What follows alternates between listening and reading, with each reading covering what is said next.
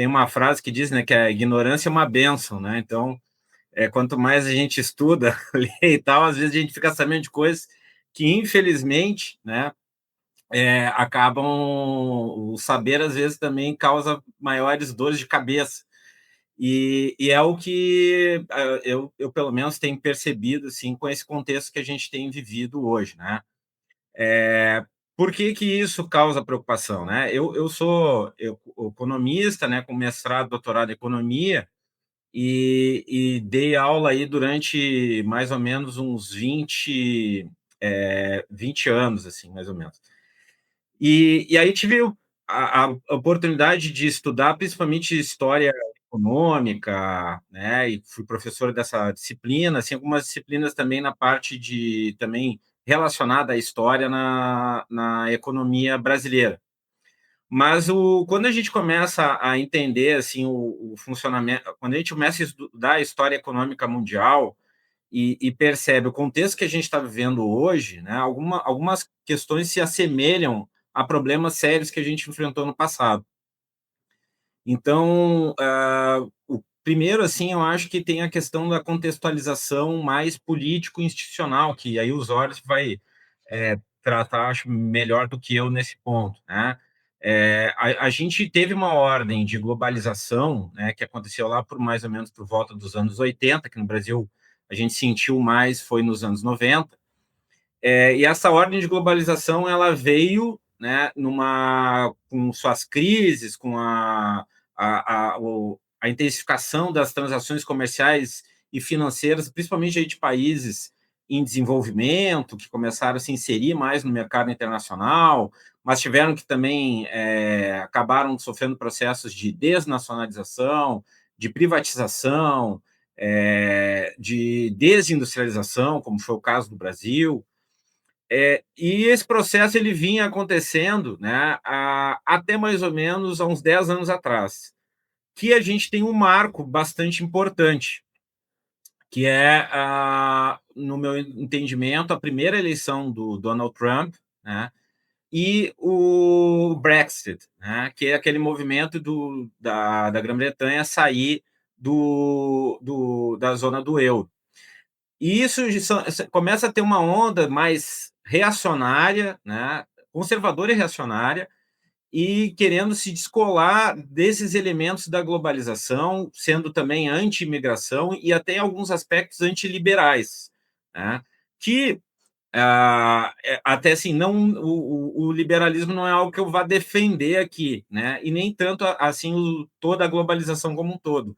Mas o problema é que essa reação, ela não é não são movimentos que visam, por exemplo, conferir maior grau de igualdade entre os indivíduos, mais direitos, a defesa dos países chamados aí periféricos ou subdesenvolvidos em relação aos desenvolvidos.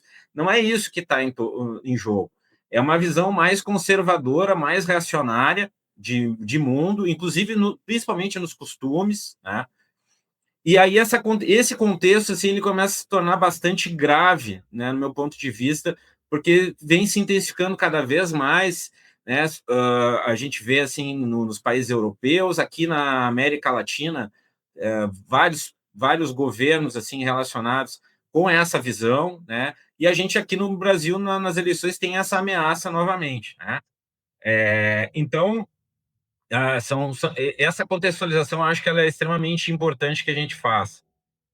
E segundo, por que falar da crise financeira? Porque junto com esse contexto mais aí reacionário, conservador, de ordem política e dos costumes, vem também uma intensificação de novas tecnologias, como é o caso da inteligência artificial, que com um potencial muito transformador, assim, do que a gente conhece hoje na economia, só que com figuras que também acabam meio que flertando com essas visões mais extremistas, né? Inclusive alguns quase que monarquistas, né? Defendendo aí o caso do CEO lá do Palantir, né? Que tem uma visão, aí o Zor também acho que vou deixar essa parte para ele explicar melhor do que eu, né? Então, eu acho que a gente está num contexto Rei bastante. CEO, Rei CEO. Isso, exatamente.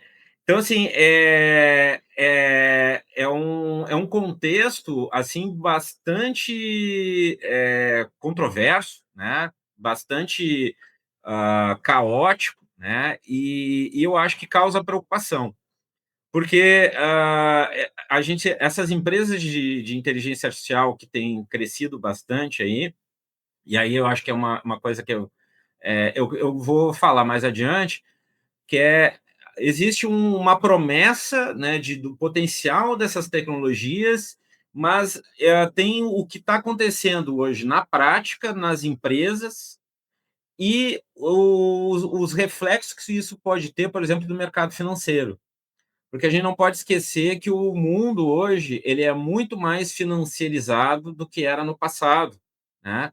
E essas empresas de tecnologia, elas tendem a ter um impacto significativo caso não se mostrem, caso não comprovem o que elas estão prometendo em termos de transformações com a inteligência artificial. Existe uma cadeia dessas empresas, algumas que constroem modelos de inteligência artificial, outras que têm a tecnologia da infraestrutura de nuvem, que armazena as informações, tem os data centers, e tem as empresas que produzem os chips, né, para essas tecnologias. Isso é tudo encadeado.